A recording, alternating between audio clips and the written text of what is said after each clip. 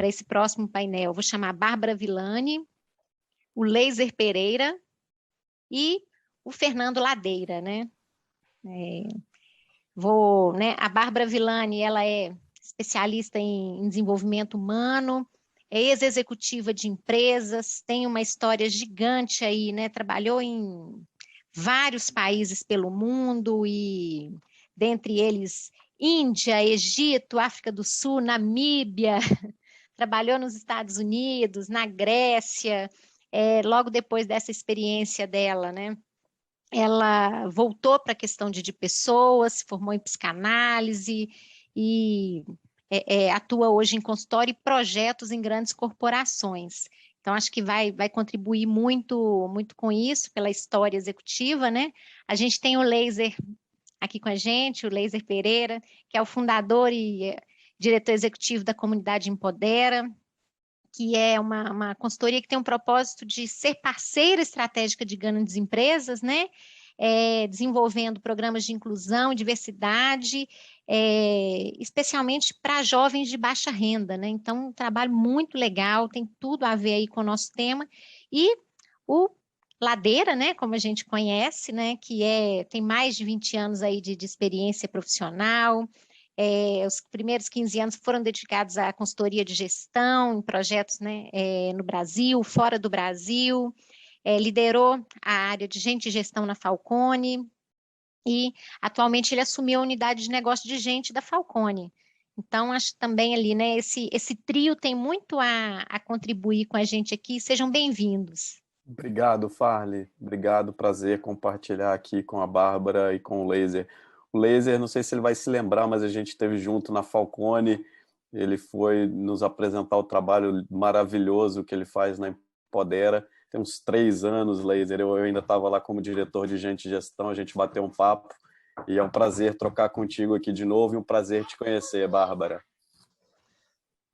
Meu boa tarde a todos vocês, um prazer estar te revendo, Fernando, a Farli e a todos aí que estão compartilhando esse momento, desse rico debate tão urgente e importante, né, para a gente aprofundar o conhecimento. Parabéns aí pela iniciativa. Boa tarde a todos, sejam bem-vindos. Em primeiro lugar, Farliane, obrigada pela oportunidade e é um prazer, Leiser e Fernando, né, Ladeira, estar aqui com vocês. Eu queria parabenizar também a fala do André e do Breno. À medida que eles iam falando, aí eu pensava assim, não, mas isso eu vou falar, isso eu vou falar, isso eu vou falar. Me lembrou, a fala deles, né, me lembrou muito uma fala de Simon Sinek, né, que fala o seguinte, os seus colaboradores são pessoas, seus clientes são pessoas. Então, se você não entende de pessoas, você não entende negócios, né? E quando a gente fala de liderança, a gente fala de equipe e tal, não tem como a gente não conhecer pessoas e saber lidar com pessoas e entender hoje a importância dessa transformação, né, dentro da liderança, porque o exemplo vem de cima, né? Então, é muito importante esse saber relacionar de fato, genuinamente, né? Para a gente conseguir alcançar os resultados que a empresa espera. Então, Bárbara, aproveitando aí, né, essa iniciativa sua, né, de entrar dentro disso, vou começar por você, tá? E quero, né, saber na sua opinião, né, já puxando o gancho do André, do Breno, acho que assim, essa discussão com eles ali, acho que André e Breno vão ficar aqui com a gente o tempo inteiro, né? Mas, na sua opinião, né, qual que é, de fato, né, qual que é o papel da liderança nesse processo de transformação cultural, né? Farliane, o papel da liderança é de ser exemplo, né? De ser exemplo. E entender que essa transformação que a gente está vivendo hoje, que é uma transformação do planeta, né? E não só em termos de, eu acho que quem interpreta tudo isso que a gente está vivendo, essa pandemia, essa transformação digital, online, tudo isso que mudou tanto nos últimos 1 ano e meio, quem interpreta isso apenas como um vírus que disseminou a humanidade, precisa rever um pouco os valores, né? Foi uma situação que forçou a gente a buscar dentro de nós, olhar para dentro de nós, uma situação que forçou a gente mudar completamente a forma de pensar, a forma de se relacionar, a forma de trabalhar, a forma de morar dentro de casa, né? Mudou tudo. Então, eu acho que se tem alguma pessoa que passou por esse 1 ano e meio aí sem ter qualquer tipo de transformação dentro da vida, eu quero estudar essa pessoa. Eu queria estudar essa pessoa, porque eu não consigo... O que acontece, né? Para não ter nenhum tipo de mudança. E dentro da liderança, como você falou, eu já trabalhei em vários países, né? E uma coisa que eu aprendi muito tempo trabalhando com a liderança inglesa, eu já trabalhei em muitos países orientais também, né? Muçulmanos e tal, que é muito diferente, mas o inglês ele é ocidental, mas ele pensa de uma forma muito diferente da gente, assim, sabe? Eles são muito mais diretos, objetivos, e eles têm um ditado lá que fala assim: "The fish smells from the head", que significa assim: o cheiro do peixe vem da cabeça. Então, basicamente é o seguinte: o líder, ele tem que ser exemplo. Ele tem que ter uma congruência entre o que ele pensa, o que ele fala e o que ele faz. Porque ele falar o que a equipe deve fazer e ele não ser esse primeiro exemplo, ele vai ser incongruente. E isso vai gerar na equipe uma relação de não confiança. Já tem estudos, né, que já comprovaram que em Harvard, da Amy Cuddy, né, que é uma psicóloga, que a gente tem 90 segundos para olhar para aquela pessoa e decidir se a gente pode confiar nela ou não, se a gente deve aceitar ela como uma autoridade ou não. Então, é muito pouco, né? É 1 minuto e meio que você tem, assim, que essa mente inconsciente trabalha ali para decidir isso, sendo que nem você direito sabe quais são os parâmetros que você vai decidir. Mas isso tem a ver com uma coisa, que é confiança. E a confiança, se você não transmite essa confiança para a sua equipe, você até pode conseguir os resultados, tá? Mas vai ser de forma muito mais tortuosa, difícil, pesada. Então, a primeira coisa que você tem que estabelecer junto com a equipe é a confiança. E você só consegue estabelecer a confiança se você tiver essa congruência. Se você tiver essa congruência entre o que você pensa, o que você fala e o que você faz. Porque a boca, né, aceita qualquer palavra, mas a atitude é diferente. Então, essa confiança que eu acho que é o fator mais importante. Eu estou olhando aqui, né, e estou vendo aqui meio de lado, né, está escrito ali na sua revista, né, cuide da sua mente. Várias aqui de Freud. Gênio. Tá logo ali, né, e eu estou olhando aqui de lado, né, o cuide da sua mente, e isso me remeteu para o momento que a gente está vivendo. É uma pandemia sem precedentes, a gente ia comer, era um ano, agora, né, já vamos aí para o 2º ano. Era um ano, não. Era em março de 2020, era algumas semanas ali que a gente imaginava, meio que todo mundo sem saber o que ia fazer em casa, tô de férias, não tô, vai voltar, não vai. O pico vai ser mês que vem. Não, o pico é mês que vem. Aí acabou que já tem 1 ano e meio. É isso mesmo, Bárbara. O pessoal falava em julho, assim, julho ia ser todo O mundo. pico. Maravilha, vamos para a rua. Nada disso. Estamos nós aqui até hoje. E vendo isso ali, Ladeira e Laser, né, assim, vendo a revista da Bárbara, né, me remeteu muito à questão de saúde mental, né? Isso é um desafio, né, também para a liderança, porque essa questão da saúde mental e a pandemia que ela evocou uma transformação, né? Essa questão de uma transformação cultural mesmo, né? Eu trabalhava na empresa, eu saía de casa, pegava trânsito, ia para a empresa, via todo mundo, agora eu estou aqui no home office. É uma mudança de cultura também, né? A questão do digital acelerou, mas muito tem se falado de saúde mental, né? E a gente vê, né? Então, o papel acho que essa transformação cultural e acelerou essa questão da saúde mental na sua opinião, né, na opinião de vocês, e qual que é o papel do líder, né, para que a gente possa sanar isso, né? Sou eu? Posso falar? Pode puxar, Bárbara. Fica à vontade. Eu acho que nunca se falou tanto nesse tema. Eu, particularmente, você sabe, Farliana, a gente sempre conversa. Eu nunca dei tanta palestra sobre esse tema e as empresas nunca me solicitaram especificamente esse tema, né? A primeira coisa que a gente precisa entender é o seguinte: nem a OMS, a Organização Mundial da Saúde, ela tem um conceito sobre o que é saúde mental, tá? Não existe um conceito definido. Ela fala que tem a ver com a forma como cada indivíduo lida com as adversidades da vida, né? A forma como ele encara as coisas que acontecem, e a saúde, principalmente em relação à inteligência emocional, né? Como que ele lida com as emoções e tal. A sensação de bem-estar. Agora, é importante falar que a saúde mental está muito longe da ausência de transtornos mentais. Muito longe. É um processo muito longo. E a saúde mental, apesar do nome ser mental, que vem da mente, vai muito além da mente. A saúde mental, ela começa na esfera física, né? O que eu faço para o meu corpo físico ficar bem? Alimentação, exercício físico, tudo que eu posso... Eu costumo falar fazer essa pergunta, assim, essa analogia.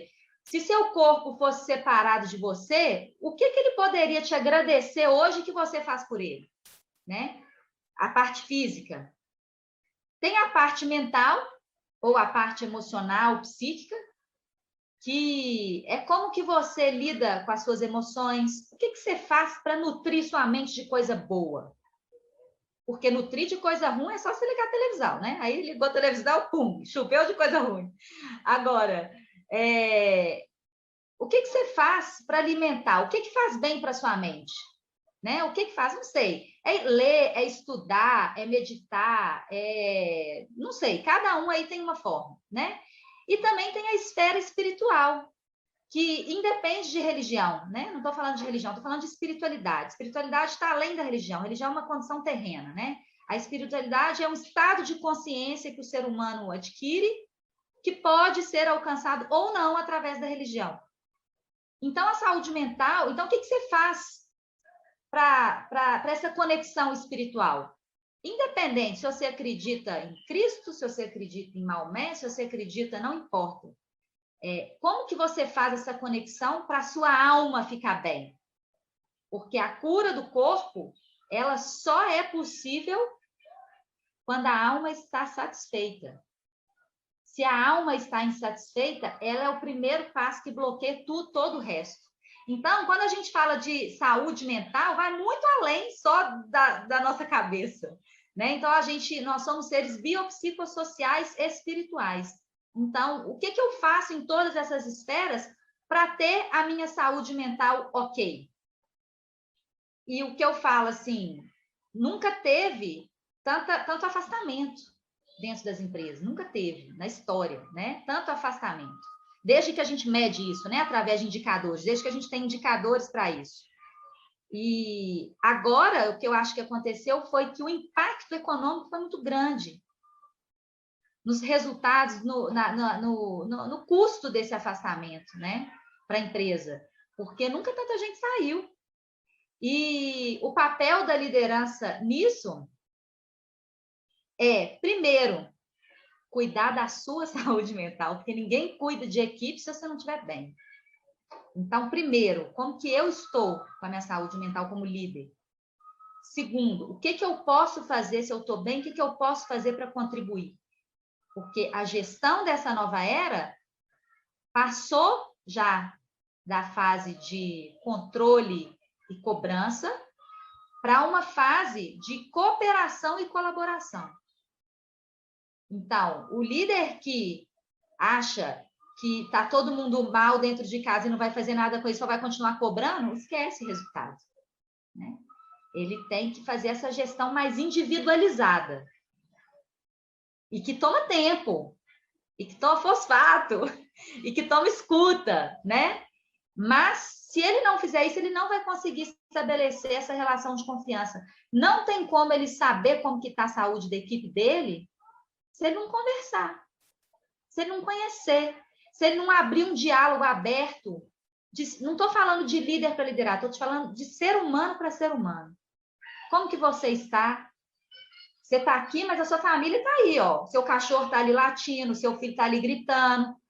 Você não pode mais separar esses ambientes. Está tudo junto e misturado. Então, o líder ele precisa ter essa sensibilidade para captar isso tudo, através da câmera, que é mais difícil ainda. Através da câmera. Então, o desafio é grande? É grande. É possível? É totalmente possível. E é gratificante? É muito. Porque na hora que ele começa a ver os resultados dessa gestão diferenciada, ele fica melhor que todo mundo, no sentido de bem-estar, no sentido de realização como ser humano, como profissional, sabe? Então, acho que o papel da liderança é esse. Ô, Bárbara, maravilhoso, assim, maravilhosa a sua fala. Só tenho a aplaudir aqui e cada vez mais, né, este papel, né, do líder ele vai ser exigido, né? O movimento, né, de ESG, né, a parte social, né, do ESG ali, ele olha para fora, mas ele olha para dentro também. Então, os gestores, os líderes, as empresas, cada vez mais, né, pela sobrevivência dos seus negócios, porque nós, seres humanos, estamos exigindo isso, né?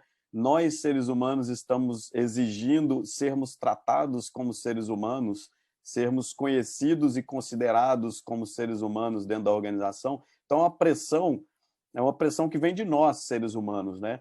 Então, tudo isso que você falou, eu gosto de ver as coisas pelo lado positivo, né? Eu acho que a pandemia catapultou tudo isso, né? E nos colocou, né, a todos na mesma condição, na mesmíssima condição, com exceção da qualidade da internet, as condições são as mesmas, né? E que todo mundo está suscetível a ter um pico de internet, né?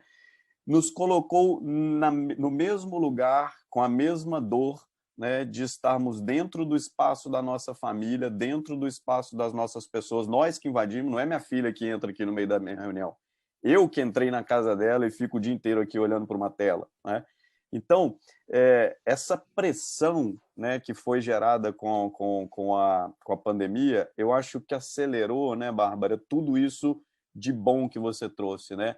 O líder entender o seu papel, o líder, de fato, se conectar com o seu time, se conectar com as pessoas.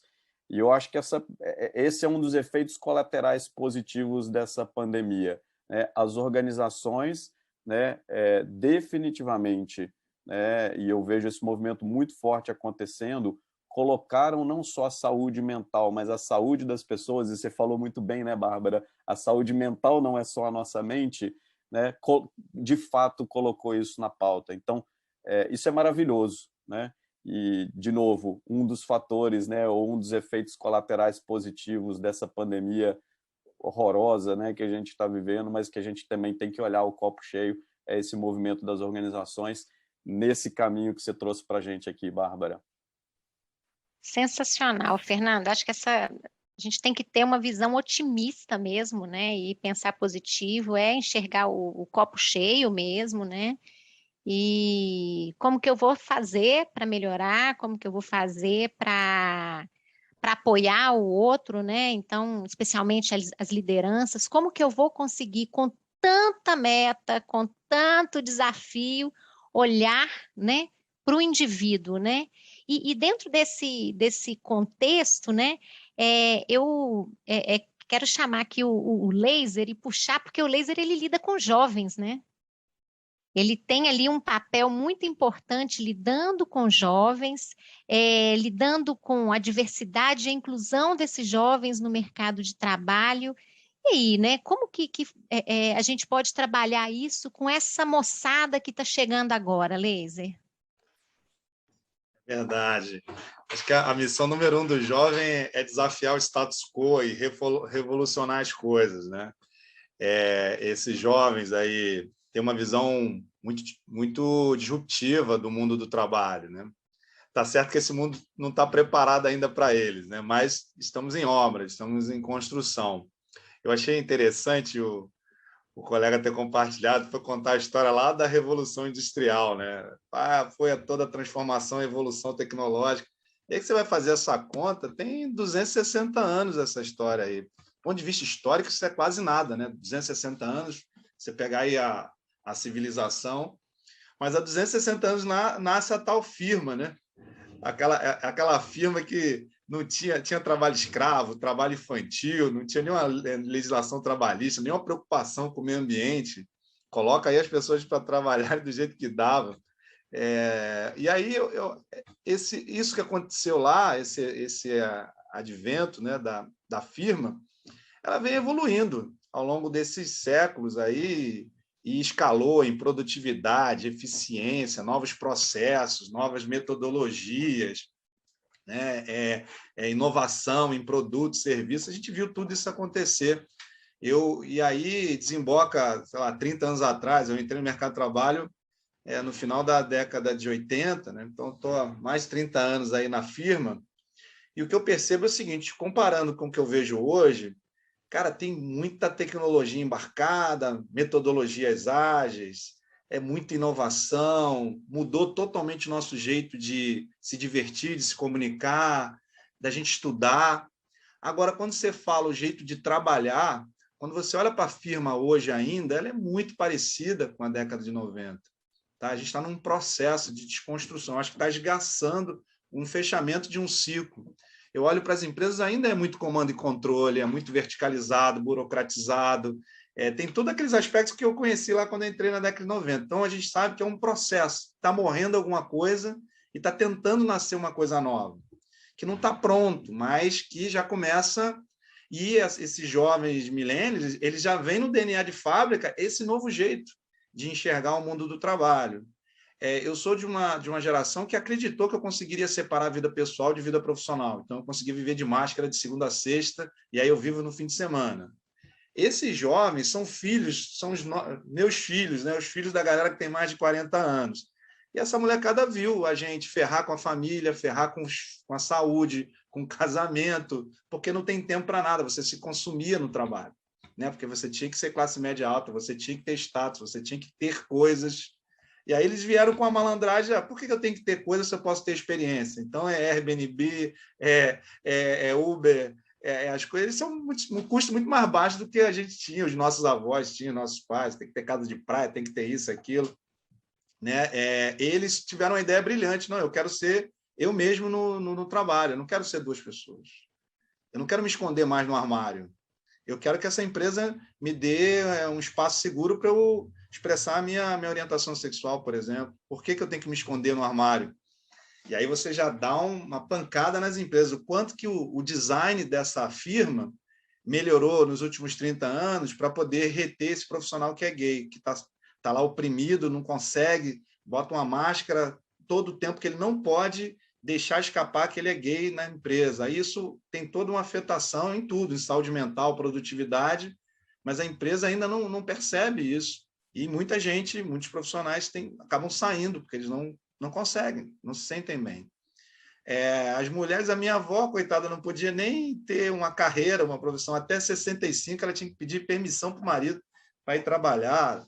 Até 74, tinha que pedir permissão para o marido para ter um cartão de crédito. Então, ela estava fora do jogo totalmente. No máximo, era professora. A minha mãe já vem, né? Queima sutiã, já faz um barulho, uma revolução, mas mesmo assim, estamos em 2021 e as mulheres não chegam a 13% das mulheres executivas do país. A gente está com um problema de violência contra a mulher enorme. A gente tem um problema de assédio muito forte no trabalho. Então, assim, melhorou, mas o copo está meio cheio. Ainda tem muito para evoluir. Afirma, de novo, esse design, ele é duro com as mulheres, com a maternidade, né? A mulher tem que ter que decidir ainda se ela é mãe ou ela segue carreira. Que firma é essa que ainda continua botando esse dilema para as mulheres, né? E aí a gente vem de um outro histórico, 350 anos de escravidão, 133 de exclusão, onde estão os negros? Agora, pelo menos, a gente está se incomodando com uma foto que só aparece gente branca. Porque há 10 anos atrás a gente nem ligaria, né? Tem uma foto que está circulando que deu trabalho danado aí para a empresa, né? Explicar por que só tem homens brancos aí, né? E aí hoje as empresas, cadê os negros, né? Onde eles estão? né? Aonde vivem, onde moram, como se alimentam, onde eles estão, porque não estão definitivamente nas empresas, no mundo corporativo, pelo menos na média, alta liderança, não estão. Parece que estamos na Escandinávia, aqui no Brasil, né? Então, essas coisas começaram a ser muito questionadas, sobretudo nos últimos 5 anos. Um movimento global, empoderamento das mulheres. Era natural no Brasil, as políticas de cota colocaram os negros nas universidades e eles iam empurrar a agenda para querer no mercado de trabalho. A comunidade LGBTQIA+, no mundo inteiro, fortalecendo a sua causa, a sua pauta, ganhando espaço. Então, eu trabalhei 20 anos na indústria de tecnologia e me incomodava muito a ausência de mulheres e de negros, né? É um mercado muito machista, masculino, né? E aí, em 2016, eu decido criar a Empodera, levantando a hipótese seguinte: se eu fazia na minha carreira transformação digital, eu tinha um problema lá, que era a gente levava tecnologia, mas não o mindset digital. Sabe? É diferente a história. Você tem tecnologia, mas não tem mindset digital, são coisas completamente diferentes. E aí eu acho que a pandemia prestou um serviço enorme, que eu já vendia home office há 15 anos atrás, e a gente só não conseguia emplacar porque o gestor não tinha na cabeça, como assim? A minha equipe vai estar remota e eu não vou controlar os pintinhos, né? Eu preciso ter controle, a hora que chega, a hora que sai. Aí vem a pandemia, joga tudo para o alto, e aí a gente vai para uma experiência na prática, para valer do home office. E sabe o que aconteceu? Funcionou. Né? Eu estou 1 ano e meio fazendo conferência e tal. A gente já até esqueceu como é que é o mundo antigo de ficar fazendo viagem para um lado e para o outro. Né? Então, a pandemia prestou esse serviço de fazer com que o mindset digital começasse a entrar mais fortemente na mente das pessoas, porque esse gestor, sobretudo essa média gerência, teve que se transformar, fazer a gestão remota dos seus colaboradores. Acho que foi uma grande contribuição. O Fernando George Floyd, colocou a questão racial no centro do debate. Todo mundo teve que discutir essa questão de raça no ano passado, que movimentou, chacoalhou o mundo, e aí esse ano as empresas estão aí tentando entender melhor esse tal racismo estruturante, o letramento racial, essas coisas todas. Então, é um momento muito interessante de coisas disruptivas, mas que está tudo em obras, né? Uma longa jornada, a gente está no início, e é uma temática bastante complexa, e a gente espera poder aqui esclarecer um pouco mais para o pessoal. E eu tô, né, você vê que eu observo bem, né? Estou lendo ali, sensacional, né? Empodera, né? Empodera. E dentro disso, né? Eu imagino que tem alguma coisa a ver, estou aprendendo aqui com vocês, mas qual que é a característica da liderança inclusiva, né? Tem a ver aí com esse empodera? É verdade, empoderar o seu colaborador, né? Se antes eu tinha comando e controle, hoje eu preciso descentralizar, empoderar o meu colaborador para que ele possa dar conta, né, das atividades. Hoje, esse líder ele é um facilitador, né? O que a gente espera do líder hoje, o líder inclusivo? Tá? Se eu sou um profissional talentoso e competente, eu tenho 2 premissas. Eu escolho a empresa que eu quero trabalhar e a liderança que eu quero trabalhar. Todo mundo já entendeu que existe a tal da liderança tóxica e você deve se afastar disso, né? Porque isso faz mal para a saúde mental e para a sua carreira. Então, as pessoas esperam construir com esse líder uma relação mais respeitosa, de confiança, uma relação onde essa pessoa pode ser ela mesma e que haja ali na empresa um espaço seguro, né? Livre de preconceito, discriminação, que essa pessoa tenha voz ativa, que ela possa interferir, fazer parte daquele time, colaborando, né? Explorando o máximo do seu potencial para ter os melhores resultados, mas trabalhando em time, porque ela é acolhida, ela é bem recebida. Um espaço onde essa pessoa entenda que há oportunidade para ela crescer, que existe equidade, ela vai ter oportunidade, ela vai poder se desenvolver. Isso tudo falando aqui rápido, parece que todos são simples, né? Porque isso é default, né? Mas não é, a gente sabe disso. A firma lá da década de 90, que a gente ainda está tentando desconstruir, ela ainda discrimina as pessoas pela cor da pele, pelo gênero, pela orientação sexual. Não existe equidade. O Brasil é o 2º país mais desigual do mundo, então é natural a gente não conseguir entender a sofisticação da equidade. Então, reproduzimos desigualdades o tempo todo, acreditamos na meritocracia como se ela fosse perfeita, mas uma meritocracia que não leva em consideração a equidade é qualquer outra coisa menos meritocracia. Consensuamos em talento e esforço, mas equidade é um mindset que a gente precisa trabalhar muito. Costuma confundir muito o pessoal o que é diversidade e inclusão.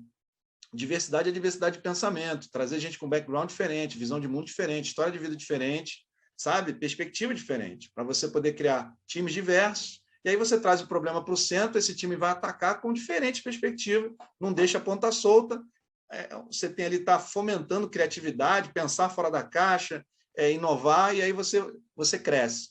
O único problema para você embarcar essa diversidade na sua empresa, você precisa construir um negócio inclusivo. E esse negócio, inclusive, você tem que fazer um redesign desse ambiente de trabalho que a gente aprendeu, nasceu nele, e que ele ainda existe, que é uma empresa dura, hostil, que discrimina, que explora o recurso humano no seu... exaure a pessoa, ela fica doente, a saúde mental se acaba, ela não tem tempo para viver, e isso talvez é o sinal que a pandemia trouxe e exacerbou mesmo. Um alerta, né? As pessoas tiveram tempo para pensar e elas viram que a vida delas estava carente de significado, o ambiente está muito tóxico, ela está doente por causa da firma, e aí muita gente tomando decisão em plena pandemia de mudar de emprego, abandonar emprego, eu acompanhei isso muito fortemente, e agora o que a gente está fazendo aqui é reconstruindo, ressignificando essa firma para a gente construir esses espaços mais inclusivos, sabe? Para que as pessoas possam continuar entregando resultado, produtividade, eficiência, inovação, tudo isso que a gente quer, mas que elas, olha que heresia, que elas se sintam felizes, né? Eu nunca imaginei que eu fosse falar uma coisa dessa. Hoje eu falo assim, nossa, eu evoluí também, né? Não, as pessoas podem ser felizes no seu trabalho. Por que não? Porque na década de 90 não tem esse papo de empatia, felicidade, nada disso, era pau na máquina. Só que hoje, né, tudo mudou, né? Aproveitando aí, né, você falou de empatia, né? A gente tem uma pergunta aqui, acho que vale aí para os três também, né? Para o Laser e para a Bárbara e para o Ladeira, né? Muito temos ouvido sobre a importância da empatia e entendimento das dores e necessidades das pessoas. Podemos dizer que a liderança tem impacto relevante na potencialização dessas características do time? Complexa, né? É complexa, essa pergunta é bem difícil. Mas eu vou me aventurar aqui, depois a Bárbara e o Laser me ajudam, por favor. Mas, assim, é fundamental. Assim, cultura, né? E falando de cultura aqui, cultura é reflexo do comportamento de grupo, né? Ela nasce a partir do momento em que a humanidade começou a viver em grupo, e a cultura nasce ali junto, né? Que é o conjunto de artefatos, o conjunto de formas de se comunicar, o conjunto de comportamentos, etc., é a cultura, né? E também a humanidade começou, à medida que se organizou em civilizações, em grupos, etc., né, eleger por várias formas quem são os seus representantes ou os seus líderes, né? E o mais legal, né, o Edgar Schein fala o seguinte: a construção da cultura, ela é do grupo todo, inclusive do líder, né? E ela é mais forte em muitos momentos do que a própria liderança. A cultura se constrói, a cultura acontece muitas vezes com a contribuição da liderança, mas muitas vezes mais forte do que a liderança. Agora, o líder ele tem um papel na cultura, né, que assim, em momentos de crise ou em momentos de transformação, que é o que a gente está falando aqui, né, o papel da liderança, em última análise, é cuidar da cultura, entender o problema que existe nessa cultura para que a transformação aconteça e promover a evolução da cultura. Este é o papel do líder, né? Se isso é verdade, né, tentando responder a pergunta, né, o líder ele tem que ser exemplo de empatia, né? Porque se uma cultura está doente, ou se uma cultura ela não é adequada para uma transformação, para um movimento estratégico que uma corporação, um grupo de pessoas está fazendo, né, porque tem alguma coisa de errado ali na relação entre as pessoas, tem alguma coisa errada nos comportamentos, né? E promover essa nova cultura, e para promover essa transformação e essa mudança cultural, né, o líder que não tiver empatia né, e não conseguir, né, empatia é se colocar no ponto de vista do outro, né, sair de si e se colocar no ponto de vista do outro. O líder que não conseguir fazer isso e entender por que aqueles comportamentos, né, são comportamentos que fazem com que a cultura esteja doente ou que não nos coloquem na cultura que a gente gostaria de ter para fazer a transformação, ele não vai conseguir seguir adiante, ele não vai conseguir fazer esse papel dele de transformar a cultura. Então, acredito fortemente nisso, né? Acredito que o líder tem esse papel de exemplo. A Bárbara falou muito do exemplo do líder, né? O líder lidera por exemplo, aquela frase célebre, né? As suas palavras falam tão alto, né? Como é que é? As suas atitudes falam tão alto que eu não consigo ouvi-lo, né? Ele lidera pelo exemplo o tempo inteiro, e um dos exemplos é esse, é o papel de escutar, é o papel de se colocar no lugar do outro e entender por que o comportamento das pessoas, né, é tal que a cultura está se manifestando daquela forma e o que ele, como líder, pode fazer para transformar. Então, essa é a minha visão aí da responsabilidade do papel de um líder nisso que a gente chama de empatia, e o exemplo é fundamental. E aproveitando isso que você disse, né? Numa organização, né, em um processo de transformação, né? Como que o líder ele vai conciliar, né? Cultura de resultados, construção do novo, uma equipe diversa, empatia, como que ele vai conciliar tudo isso, né?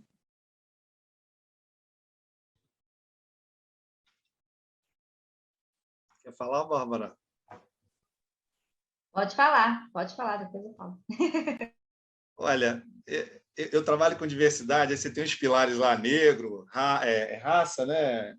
Mulheres, pessoas com deficiência, LGBTQIA+, geracional, tal. Mas hoje eu estou especializado mesmo em homem, branco, cis, hétero, meia-idade, classe média alta, não tenho um amigo negro, nunca pisou na favela, não entende nada de LGBTQIA+, nem muito menos empoderamento feminino. Então, esse persona que hoje eu estendo a mão para apoiar, né? Porque é o líder, né? E a vida não está fácil para ele, porque ele tem mais de 40 anos, o mundo que eu nasci lá junto com ele está sendo desconstruído rapidamente, dá medo, dá raiva, a gente não entende direito o porquê das coisas, por que tudo mudou, né? Então, tem muita pressão em cima desse persona. E é difícil, porque ele vai dizer assim, mas eu sou respeitoso, eu tenho empatia e eu sou meritocrático, então eu sou inclusivo. Entende? Ele vai fazer essa associação e não tem nada a ver, né? Ok que você é empático, ok que você é respeitoso, mas você está reproduzindo práticas discriminatórias o tempo todo e você nem percebe. Você tem seus vieses, sabe? A cultura, esse guarda-chuva de cultura que você nasceu, você viveu, ele te aprisiona num modelo mental, num mindset que você realmente associa que pessoas negras são inferiores, sabe? E que os papéis sociais, a mulher ela tem que estar naquele lugar ali, não no outro. Então, você vai colocando as pessoas em caixinhas. Tem muita dificuldade. Então, hoje, o trabalho que a gente tem feito com essas pessoas é a formação de aliados, né? E a gente tentar, através da escuta, através do diálogo, através da empatia, conduzir essas pessoas para alguns achados, né? O primeiro, esse líder, inclusive, ele precisa abraçar a causa, porque ele acredita que é a coisa certa, justa, a ser feita, genuinamente, sabe? E ele tem que manifestar isso de forma pública, deixar claro para todos o posicionamento dele com relação a essas questões. Tolerância zero para qualquer tipo de discriminação. O exemplo arrasta, vocês falaram aí. Ele tem que liderar pelo exemplo, então ele tem que ser o novo modelo. Então ele precisa se reeducar, se reprogramar. Então ele precisa treinar, buscar maior conhecimento. Ele tem que ficar culturalmente mais inteligente. Ele tem que ter muita coragem para desafiar o status quo, porque as coisas continuam sendo feitas do mesmo jeito, a gente tem que refazer novas ideias. Ele tem que ser corajoso para admitir a vulnerabilidade. Olha outra palavra que é um palavrão no mundo corporativo, vulnerabilidade. Ele não entende, ele é ignorante. Ele precisa reconhecer que ele tem que aprender com o outro. Então, ele tem que escutar mais do que simplesmente só tentar fazer as coisas sem conhecimento. precisa reconhecer os seus vieses, as decisões não são tão racionais, elas são emocionais, contaminada pela cultura de preconceito. Ele precisa ser um agente de colaboração, fazer esse time ser diverso, mas fazer com que ele opere bem, em alta performance. Então, sim, tem muita coisa para essa liderança, inclusive, é um conceito novo. Eu fiz MBA em vários lugares, nunca me falaram de liderança inclusiva, mas agora a gente está aí fomentando essa nova cultura e isso tem sido bom para os colaboradores, para os times, mas, sobretudo, para a liderança, sabe? Essa coisa de confiar mais, de delegar mais, de conseguir ver esse colaborador como um ser humano. Eu acho que é um processo de humanização de todo mundo, né? Porque a gente ficou muito duro na firma e agora a gente viu o que deu, né? Está todo mundo um pouco insatisfeito com esse modelo. Passa a palavra para a Bárbara agora complementar. O Ladeira falou o seguinte, né? Empatia é se colocar no lugar do outro. Empatia vai além disso, porque na PNL, né, na programação neurolinguística, a gente fala que é a coisa mais difícil, que a gente tem um mapa mental, né? E que a coisa mais difícil é a gente sair do nosso mapa e entrar no mapa do outro. Por quê? Porque o meu jeito é o jeito certo, né? Meu jeito é o jeito certo, é o jeito que eu penso, é o jeito que eu concordo. Então, você ter a humildade de sair do seu ponto de vista e entrar no ponto de vista do outro, no mapa do outro, mas calçando a sandália dele. Porque quando você está aqui, da sua casa, vendo a situação lá do outro, aí você pensa assim, nossa, eu estou aqui na minha casa e tal, a situação dele está feia mesmo, está difícil ali, tá?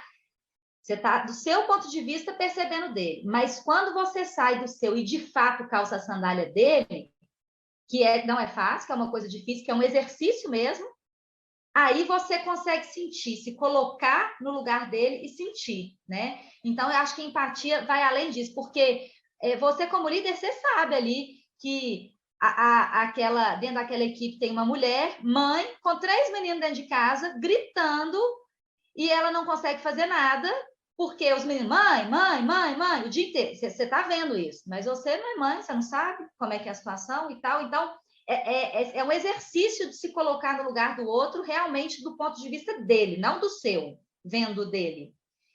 E outro ponto que o Laser falou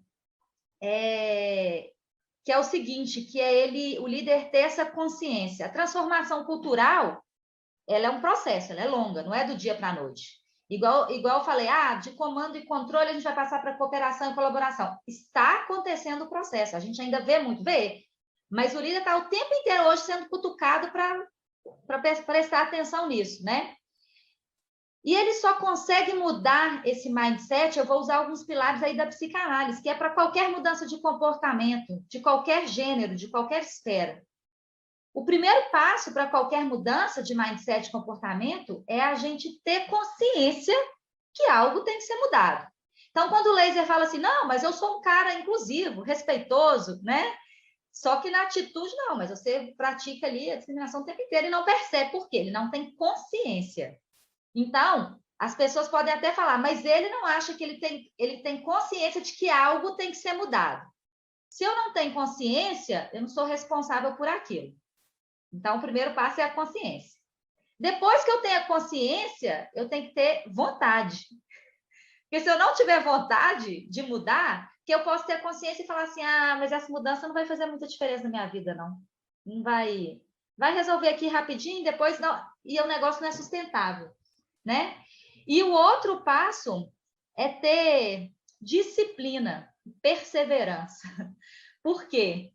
Para você mudar um comportamento, talvez você tenha que refletir e mudar sobre vários outros hábitos que estão atrelados àquele comportamento e que às vezes você nem tem consciência dessa associação de um com o outro. Vou dar um exemplo simples. Eu quero emagrecer. Tá, no final eu quero lá caber nas minhas roupas. Mas para eu emagrecer, eu tenho que comer menos, eu tenho que comer direito, na hora certa, eu tenho que fazer exercício, eu tenho que acordar mais cedo, eu tenho que sacrificar meu tempo, eu tenho que ter disciplina na minha agenda. São vários outros hábitos que eu tenho que ir. E isso funciona para a liderança também. Se ele não tiver a consciência que essa gestão precisa ser mudada, se ele não tiver consciência que a cultura tem que mudar e que ele faz parte da cultura como agente transformador, Se ele não tiver vontade, se ele não tiver disciplina e perseverança, não vai acontecer nada. E aí, gente, só abrindo que o chat está aberto para perguntas. Quem quiser também abrir a câmera e o microfone para interagir mais, a gente está aberto aqui. Mas surgiu uma pergunta, até dentro do que você falou aí, Laser. Esses dias, uma empresa de grande destaque publicou uma foto com uma centena de pessoas sorridentes que pretendiam mostrar uma imagem de time vencedor. Essa foto gerou uma demanda judicial por parte de uma entidade de direitos sociais de algo em torno de 10 milhões, pois na foto as pessoas eram majoritariamente homens brancos. Qual a opinião de vocês, né, sobre esse episódio? A gente já falou um pouco, mas, né, acho que dá para explorar um pouco mais, né? Esse é um prato cheio para o Laser, né, Laser? É um presente para você essa pergunta. Vai lá. O mundo mudou, né, rapaz? Que coisa, né, bicho? Eu acho, primeiro, a gente está aí nesse mundo digital, de internet, das redes sociais, e como a coisa mudou, né? Então, hoje tem uma militância, um ativismo nas redes sociais, que uma simples foto pode gerar um transtorno. Eu fico imaginando um war room, uma diretoria tentando... Como é que eu faço? Tomando porrada de tudo que é lado. Cadê relações públicas? Cadê socorro? E alguém deve ter feito a conta já de quantos milhões essa fotinha vai custar a empresa pelo dano à marca, né? Então, hoje, é um segurança de um supermercado que imobiliza lá, usa de força, de violência extrema, mata uma pessoa, pronto. Todo mundo em cima lá da empresa. A empresa que discrimina uma pessoa no supermercado, a pessoa fica nua no supermercado para provar que não roubou, porrada na empresa. Então, assim, as empresas existem os benefícios de investir em diversidade e inclusão, mas existem os riscos de não investir. E os riscos estão postos aí. As campanhas de publicidade de cerveja, há alguns anos atrás, ela era muito sexista, né? E vê que mudou, né? Mudou bastante a propaganda de cerveja, né? Daquela exposição da mulher, né? Pouca roupa, aquela coisa toda, isso já deu uma modificada. A gente não tinha negros na publicidade, já deu aí uma melhorada, mas não pode ser só pelo RH, não pode ser só pelo marketing, tem que ser pelo RH. Ali só mostrou uma realidade, né? Que o mercado financeiro é majoritariamente formado por homens brancos, Faria Limers, ali, e pior que a foto nem foi de São Paulo, ali foi lá no Rio Grande do Sul, né? Mas talvez as empresas não estejam entendendo ainda direito o momento que a gente está vivendo do social. Então, a minha função hoje é fazer a ponte entre o mundo corporativo e o mundo social. Eu acho que é isso que está faltando, uma interlocução, para a gente entender esse mundo. Se eu ando muito na Faria Lima e no Shopping JK, eu começo a acreditar que o mundo é aquilo ali. Só que o mundo está em efervescência, tudo está mudando, a sociedade está demandando uma mudança de postura. Tem coisas que não cabem mais. Eu falo para os executivos que aprender inglês lá, todo mundo tinha que aprender inglês na década de 80, 90, agora todo mundo tem que fazer letramento, porque tem que aprender a falar de novo, porque tem coisas que não podem mais, não cabe mais falar determinadas coisas, alguns comentários, essas piadinhas ainda continuam corroendo esse ambiente da empresa, porque já deu há muito tempo, só que as pessoas continuam reproduzindo. A gente fala que o mimimi é a dor do outro que eu não sinto. Por isso que essa coisa de ser empática tem muita dificuldade, porque não, é só uma brincadeira, né? Então, e aí o Brasil é campeão de Rivotril, né? O pessoal está turbinado a Rivotril aí no mundo corporativo. E é só uma brincadeira, né? Então, eu acho que as empresas precisam estar atentas, porque não vai passar batido mais, né? E aí a gente fica aqui esperando qual é a próxima empresa que vai escorregar, vai vacilar para tomar porrada, e aí, se não aprende pelo amor, vai aprender pela dor, não tem jeito. Ô Laser, o que eu achei sensacional da sua fala, da sua primeira fala, tá? É o movimento que está fazendo com que tudo isso aconteça, né? Que é essa galerinha que chegou, né? Diferente da minha geração, né? Da sua também, essa galerinha que chegou e falou o seguinte: eu sou assim, né? Aonde quer que eu esteja, eu sou assim no trabalho, eu sou assim na minha casa, eu sou assim com a minha família, eu não tenho que ficar colocando máscaras, né? E essa galerinha está ensinando isso para a gente, né? Então, por exemplo, a gente tem um movimento de diversidade aqui na Falcone muito legal, né? A Belinha está até aí para entrar daqui a pouco, a Isabela Muricy, que é uma das nossas madrinhas aí do projeto de diversidade, e é impressionante, né, como essa capacidade de ter empatia, ela é muito mais forte. E eu concordo, tá, Bárbara? O exercício da empatia, ele é dificílimo, né? Ele é dificílimo. Agora, o que esses garotos, né, essa geração está dando de aula para a gente é que a capacidade deles exercitarem empatia é muito maior do que a nossa. Então a gente pega, né, por exemplo, Laser, a gente tem grupos de afinidade aqui. A gente tem o grupo COR, né, que é um grupo para diversidade racial. Você tem ali no grupo pessoas de diversas raças e todos, né, se colocando no lugar do outro e trabalhando por uma causa que às vezes não é dela, não é uma causa pessoal, mas é uma causa de um amigo, de um colega ou de uma pessoa que às vezes ela nem conhece, mas ela consegue exercer a empatia. Então, Laser, eu achei muito massa, né, a sua fala de por que tudo isso está acontecendo, porque tem uma galerinha diferente, né, chegando aí. E essa galerinha tem umas virtudes que, infelizmente, a minha geração não teve, né? E uma das virtudes que eu vejo, e que é maravilhoso o trabalho de diversidade que a gente tem aqui, que majoritariamente é feito pela geração mais jovem, os nossos voluntários majoritariamente são jovens, é esse poder da empatia, que eles dão aula para a gente, assim, disparado. Fernando, só para assim, deixar aqui, eu concordo com tudo que você está falando, assim, a gente está na mesma página, respeito, empatia, mas é muito perigoso, porque quando a gente vai conversar com as empresas, aí você pergunta o que é essa questão da diversidade e inclusão e salta aos olhos, assim, essa palavra respeito e empatia fica lá em cima. Só que a gente tem que falar que isso é estratégia, isso é sobrevivência do negócio, isso é inovação, isso é atender as demandas da sociedade. Porque senão se limita só a respeito e empatia, as pessoas podem dizer, não, mas eu sou respeitoso e sou empático, e eu não preciso fazer nada. Não, eu preciso que você se transforme, eu preciso que mude seu mindset. E, sobretudo, eu preciso de ação. Ninguém está esperando só que você se solidarize ou que você seja empático com alguém. A gente está querendo que as pessoas tenham autorresponsabilidade para colocar tempo, energia, dinheiro e recursos para fazer a coisa rodar. Então, é mais do que um textão nas redes sociais ou um compartilhamento. A gente está querendo ação, arregaça a manga e vamos para frente para a gente poder evoluir, porque depende de mim, de você, de todo mundo. Porque só a empatia... Porque, assim, eu tenho um trabalho árduo hoje de andar com um espelho e colocar um espelho na frente das pessoas por um exercício que é ruim, mas é necessário, que é, eu quero que você se olhe nesse espelho.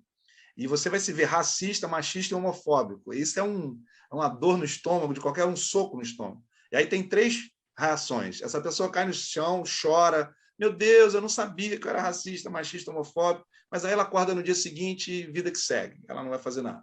2, ela nem vai continuar a conversa. Cara, não, eu nego, negacionismo, isso aí não é comigo, isso não existe, é mimimi, vai embora. Ou 3, essa pessoa acaba enxergando que ela, cara, que baita problema que nós temos, que a gente não vai conseguir evoluir como civilização se a gente não endereçar isso, e eu sinto a minha autorresponsabilidade. Eu sou parte do problema, mas eu sou parte da solução também, e eu vou botar a mão na massa, porque agora eu passo a ser um aliado. É essa postura que a gente quer das pessoas, entendeu? Gente, o nosso tempo aqui está quase acabando, mas né, vocês formaram um trio fantástico, né? Nós vamos ter que convidar vocês de novo para a gente explorar mais essa pauta. Mas aproveitando aí, só para a gente finalizar e aproveitando que você falou, Laser, é muito bonito o textão, é muito bonito eu colocar isso nas redes sociais, é muito bonito, né, eu falar que eu sou uma empresa que apoia a diversidade e inclusão, que eu tenho isso dentro do meu negócio, mas é muito difícil isso na prática. E eu tenho sentido muito, né, a cobrança da sociedade, né? Então, a sociedade percebe muito rápido, né? Que aquela empresa ela está falando aquilo porque é legal agora, né? Porque se eu não tiver diversidade, se eu não tiver inclusão, as pessoas não vão querer comprar de mim, as pessoas não vão me admirar, né? Então isso a gente está vendo muito isso, né? E como, né? De fato transformar isso em verdade, né? Colocar essa verdade dentro do negócio, né? Para que isso não fique só ali na minha publicidade, nas minhas redes sociais, né? Como colocar essa verdade? Só para a gente finalizar aí, fica a pergunta para os 3, né?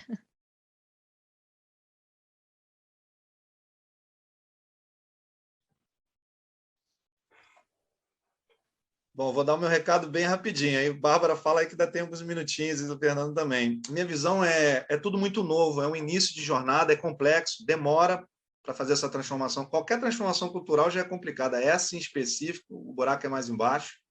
Né? As empresas estão se deparando com racismo estrutural, sexismo, todo tipo de discriminação, coisa muito enraizada na nossa cultura, ainda mais no Brasil, e aí é complexo mesmo. As soluções não estão prontas, as empresas despertaram, essa onda bateu na praia das empresas agora, tem 5 anos, 3 anos, é muito novo ainda. Mas uma coisa é certa, os resultados não estão saindo do papel da maneira como se gostaria, na velocidade, porque falta um programa estruturado de diversidade e inclusão. Ainda se trata como uma questão do RH, não se tem orçamento, não se tem equipe, não tem uma estrutura para tocar isso. E aí é uma aprendizagem que as empresas vão ter que ter. Enquanto não tiver um programa que seja estruturante, seja perene, que tenha todos os recursos, o orçamento, pessoas para a coisa andar, vai ficar só com ação de comunicação e de sensibilização e nada mais que isso. A outra é a liderança, a preparação e engajamento da liderança. Se a alta liderança não comprar, não tiver comprada de verdade, porque tem, não, a minha liderança está comprada, não está comprada, está dedicando tempo, energia, dinheiro, recurso para fazer, senão é papo.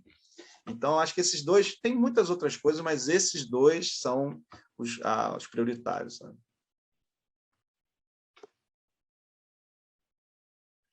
E aí, a parte da liderança, tudo passa pela capacitação, né? A gente está vivendo um turbilhão de coisas que estão mudando ao mesmo tempo. Então, tem essa questão da diversidade e inclusão, tem a questão da saúde mental, tem várias coisas que estão em voga e que as pessoas, de fato, principalmente a liderança, mas as pessoas, no geral, não estão preparadas para lidar com isso, porque elas não sabem. Elas não sabem. Eu já comentei com você, né, Fábio, do programa Líder do Futuro, que eu estou fazendo em algumas empresas, exatamente sobre saúde mental para liderança, para capacitar esses líderes. O que é saúde mental? O que você pode... O que você tem que saber e entender dentro do limite ali, né, da sua formação, assim, né? Ninguém vai virar médico, psicanalista, psicólogo, né? Não é isso. Mas o que você precisa saber e colocar na prática, de fato, com a sua equipe, né? E eu acho que tudo isso passa pelo autoconhecimento. Por quê? É o que o Laser falou. Eu ando com um espelhinho e na hora que a pessoa se dá conta que, sim, eu sou racista. Ele deu exemplo de racismo, de homofobia, né? de preconceito e tal. Mas é muito além disso. A transformação cultural é isso também. E além disso, é muita coisa que tem que mudar. E tudo passa pelo autoconhecimento. Se a pessoa não tem consciência de quem ela é de fato, e grande parte da humanidade não tem essa consciência, a gente não consegue mudança, porque a mudança do mindset que ele falou aí tem que estar no cerne, tem que comprar, você tem que acreditar, a liderança tem que acreditar de fato para fazer o negócio acontecer. Porque se ela recebe uma meta top-down que tem que ser feito, vai fazer, que é meta, vai fazer. Mas se ela não comprar a ideia mesmo de coração e perceber que isso que vai fazer a diferença, não vai mudar nada. O Farley, só para fechar, eu queria 30 segundos, tá? Quem sou Fica à eu aqui? vontade. O ao vivo tem disso, né? A Isso, gente não tem um tempo A limitado, Belinha, fica à Belinha, vontade. depois eu te pago um chopp pelos minutinhos que eu tô roubando aí do teu painel. Mas assim, brincadeiras à parte, é só para contribuir também nesse fecho aí espetacular, né? Que é a questão, né, eu concordo muito com a Bárbara, né? Dessa questão da consciência, né? Isso tem que passar por isso, né? Agora, o Laser trouxe um aspecto aí, que é a questão também do negócio, né? Os negócios também precisam entender isso. E aí eu só queria contribuir com o conceito da professora Suzana Herculano, né, de neurociência, minha professora, que é o conceito de inteligência, né? Inteligência é flexibilidade intelectual. É a capacidade que a gente tem de enxergar as coisas de outra forma, de nos questionar, né? E de fato, parar de tentar fazer as coisas da mesma forma. Esse é um conceito de inteligência. Então, eu acredito muito nesse conceito, né? E eu acredito que existe o componente da conexão que a Bárbara trouxe, e pegando carona no que o Laser disse, assim, Cara, isso é um fato, isso traz diversidade, né? Traz resultado, e a gente tem que falar disso também, traz resultado, traz reputação, traz tudo isso que o Laser está falando. Então, existe uma questão de flexibilidade intelectual aqui, em última análise de inteligência. A gente olhar para tudo isso, né, nos desapegar das nossas ideias antigas e abraçar o novo que está diante da gente aí, que, de novo, essa molecada está trazendo e está dando um baile na gente, né, de como ser melhores seres humanos. Graças a Deus eu tenho 2 filhas de 6 e 2 anos que eu acho que vão ser ainda mais evoluídas, né, do que essa geração. Exato, é questão de evolução da espécie, evolução espiritual. Maravilhoso, maravilhoso. Olha, eu agradeço a vocês, tá? Bárbara, Laser, Ladeira, foi maravilhoso. Acho minutos né, muito ricos. O tempo foi curto, mas foi muito rico. Vocês trouxeram muita riqueza. Nós aprendemos muito com vocês e, de fato, eu já vou sair daqui praticando tudo que eu ouvi aqui. Tá bom? Obrigada. Eu vou chamar aqui o próximo painel, né? Que é um tema também, gente. Obrigadão. Tchau, tchau. Boa tarde para vocês. Obrigado, pessoal. Deixei meus contatos lá no chat. Quem quiser continuar a conversa está à disposição, tá? Obrigado pela oportunidade. A sala de network está aberta. Vocês ficam à vontade também, tá? Tá bom. Tchau, gente. Prazer. Obrigada. Tchau. Prazer.